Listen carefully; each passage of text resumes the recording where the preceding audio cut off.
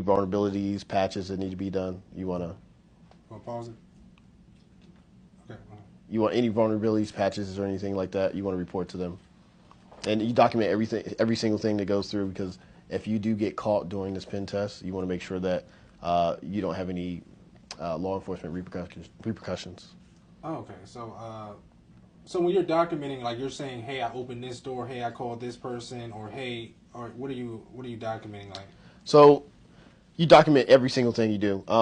You would say what protocol you use to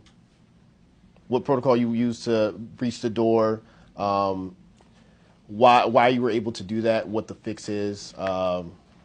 You almost like the peanut butter and the jelly making experiment with you have to give out a list of instructions to how for somebody can make a sandwich. You need to give out the same list of instructions to get into the facility as well as breach any computers or any hardware like that. Okay, that's an interesting field.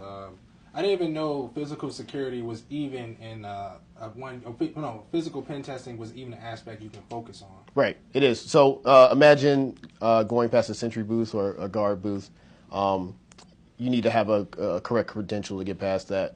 Let's say you got a credential and then you put a fake picture on it with a copy of somebody else's credential.